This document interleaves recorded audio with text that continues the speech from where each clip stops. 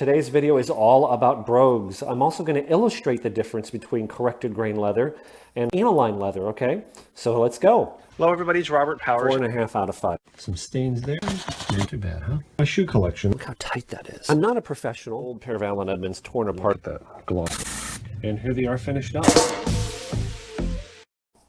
Now, first of all, down on this end, I've got a pair of Johntson Murphy Meltons, cap toe Oxford with no broguing. Here's a pair of Johntson Murphy Meltons with broguing. This is a quarter brogue. You see those little holes, the big hole, two little holes? That's called broguing, okay? This is also an Oxford, okay? So that's a quarter brogue. Melton line here, full retail price is about $175. This one here is also a quarter brogue, but this is the Johntson Murphy Aristocraft line. And the model of the shoe is actually called Aldrich. And I'm not sure what the model name of this one is, but it's also the Aristocraft line, which is higher up. These two, the full retail price is $279. So you might be wondering, why would you pay $279 versus $175 for what appears to be the same shoe? Well, I'll talk about that in a couple minutes here. And this one here is also a quarter brogue, but now you can see there's a medallion.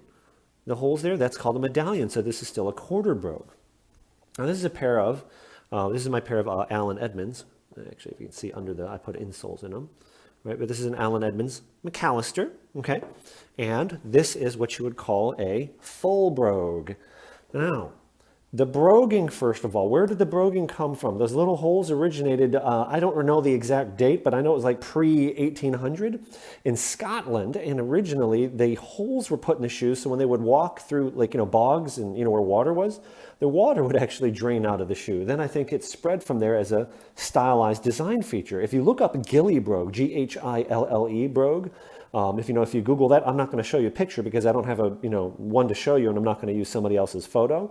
You can see they almost look like a combination of this and a sandal, and you'll see like where the laces are, they kind of, go up like this. It doesn't have a full upper to the shoe, and then they take straps from the laces and kind of wind them around the ankles like a Roman soldier would almost with sandals, okay? And it's a Gilly brogue. They're kind of cool. But the broguing basically does make the shoe less formal. So first of all, a darker color like black is more formal, and then as you go down to a lighter color such as this medium brown, that's less formal than the oxblood, okay? And then this tan color here would be even less formal, and this is a derby because of the open flaps, okay? So once again, we've got the adding broguing to the cap toe makes it a quarter brogue. It makes it a little less formal. Now, by the way, my opinion, especially here in the Midwest United States where I live, I think 70 or 80% of the people don't know the difference between an Oxford and a brogue, and people wear all kinds of, any kind of shoe, even at weddings, but I mean, maybe there's a bigger difference if you're in a metropolitan area, you live in New York or London or something like that. That's obviously going to make more of a difference. Now, then when you go to the quarter brogue in a lighter color and add on a medallion, that makes it even still a little bit less formal. But I just think this is kind of cool because you generally don't see the medallions on a cap toe Oxford. So I think this is kind of unique, and I'm really loving this shoe right now, okay? And by the way, I just acquired this pair of shoes yesterday, okay? And there you can see I paid $25 for them, so not a bad deal for an awesome pair. They're a little tight. They're a 12D. My actual ideal shoe size would be like an 11.5 double E or triple E. So they're a little tight, but they're doable, okay? And my Allen Edmonds McAllisters with the full brogue because of the wingtip and all this broguing here. You can see it goes over the heel and around the mouth of the shoe there, okay? Now, I don't actually have a semi-brogue, so if you were to put broguing around this part of the shoe here and leave it like this with a cap toe, then that would be a semi-brogue, okay? Unfortunately, I just don't have one to show you, but I think you get the idea, okay? And so I'm not sure if this would be considered a semi-brogue, to be honest with you, because it's a derby. But usually you just call this a derby. But then you can see medallion, right? So there we've got some differences, some ways you can add some style and some flair to your wardrobe, some different things. Now, so let me show you the difference, though, why you might want to pay, okay, more than $100 more for this shoe versus that one. So what I'm going to do is I'm going to take each of the shoes, I'm going to turn them on their sides, and I'm going to try and illustrate something. So first of all, let's look at the leather quality, and I have another video on this that I will link below, okay? Leather, different leather qualities explained. So look at the surface. This is full grain. It's either aniline or semi-aniline leather. You can see the surface there, and I'm going to try to zoom in as close as I can. What you see on the surface, can you actually tell when you look at the leather? Like you can almost actually see the pores where the actual hairs would have come out of the skin. This is the outer surface of the skin of the animal. And it's much tougher, number one, okay, because the camera's having a difficult time refocusing. It's much tougher because it's the outer layer of skin, number one. And number two, it's going to be more expensive because of that. If there's blemishes, they're going to show, so you have to get blemish-free leather and or cut around it. Here you can also see full grain leather. You can see the pores. You know, isn't that beautiful? And it's just got such wonderful texture to it. Now also look, even though, oh, by the way, these Allen Edmonds McAllisters here are almost exactly a year old. I wear them 1 or 2 times a week. So I've worn this shoe probably 60 to 70 times. And look at the vamp where it gets the most wrinkled usually. Can you see how beautiful condition they are? Right? This is where the shoe flexes, right? You can see this one has no shoe tree in it. I took it out for the video, right? But look at that, okay?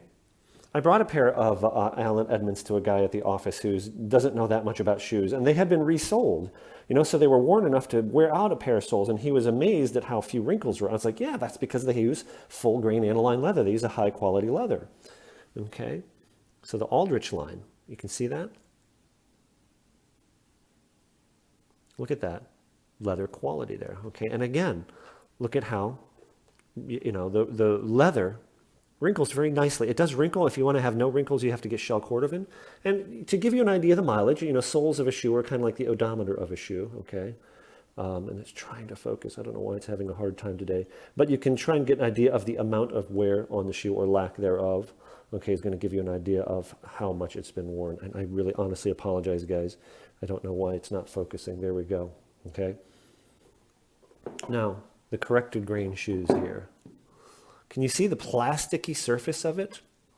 And can you see there's really no pores? You're not seeing the outer surface of the skin. You're seeing leather that has been the surface ground off, and then it's been coated, okay?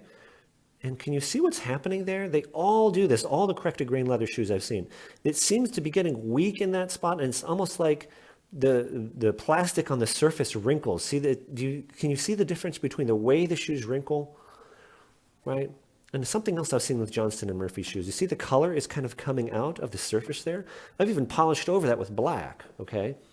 You see the wrinkling, it just doesn't hold up as well, even with shoe trees put in there very tightly. Same thing on these, corrected grain leather. See how plasticky it looks? You see no pores, you see no surface features, and the way it wrinkles, okay? So let me show you another test here. Now, that doesn't necessarily mean that you should always buy full grain leather shoes. And what I'm going to do is I'm going to show you the absorption. So because it's not coated, what you're going to see, I'm going to take, this is just vinegar, and I'm going to put it on a spot on the shoe right here, okay? I'll try and put it on a flat area. So I'm just putting vinegar, and I'm going to rub it a little bit. I'm trying to find a spot. I just polished all these shoes, so they do have wax over them, so when they're not polished, this stuff will soak in really fast, okay? And I'm going to leave that sit there for a minute, okay? All right. If I can get my camera to focus. I'm going to do the same thing here. Again, full grain leather. Leave that on.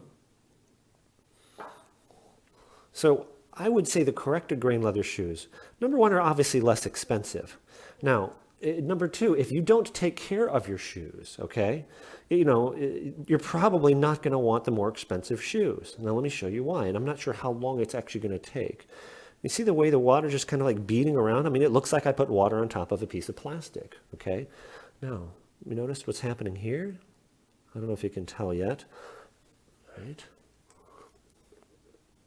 And if I left this on longer, you know, the effect would be worse, obviously, okay? Can you see the dark area? Can you see what's happening right in the middle there? So the vinegar is being absorbed into the shoe, even though it's a very well-polished shoe, okay? Let me wipe the... You see that? It got absorbed in. Same thing here. Now, the reason I use vinegar is because it's not going to hurt the shoe, okay? It got absorbed in. I'm trying to wipe it off. It's not as evident on the dark shoe, but you can clearly see it got absorbed in. Now here, nothing. Nada. right? You can see looks like it maybe changed the surface tone of the wax. Okay, I believe vinegar is slightly basic, right? But nothing, no absorption, zero. Zero absorption.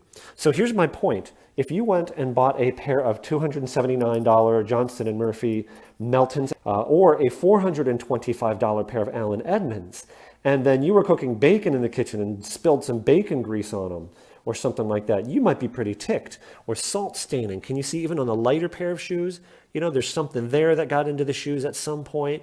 There's a couple spots you can see there, right? So you have to be more careful with the full grain aniline leather shoes. Now the leather is tougher as far as resistant to scratching and wrinkling, but if you're not going to wear over boots, like if you walk out in water, or especially if you live in an area like I'm in Northeast Ohio, where, the winters, we get accumulation of snow and they put salt on the sidewalks and streets to melt the snow. Man, you get salt water, exposes to too much salt water, especially if you don't polish and nourish your shoes. What happens when the leather is dried because of not polishing and not nourishing, then, basically the skin, this is the skin of an animal, gets drier and it'll more readily soak things into it, especially salt water. So if you have unpolished shoes where the leather is very dry, then that stuff will get in there and can really damage the leather, even permanently. If that's the case, you're not going to take care of them, you might be better off with getting a cheaper line shoe and, suffering and with the wrinkling, because, if you're not going to polish them, you're probably not going to put shoe trees in them. I mean, I can't make that blanket statement, but that's generally what I see. People either, take care of their shoes once in a blue moon, not at all, or they're pretty diligent with them. So if you're going to be diligent, I think this is the way to go to get the full grain leather. So I hope that helps. I hope that brought you guys some value. Remember, I'm just a guy doing this as far as a hobby. I never really intended this thing to grow this big. I'm happy that it has. So I feel like I'm starting to notice as I have more subscribers and more views, people are starting to become a little more critical of me. But hey, I'm just putting this out there to help benefit you guys and, help make your life a little bit better, help educate you, and hopefully entertain you a little bit. So thank you very much. If you want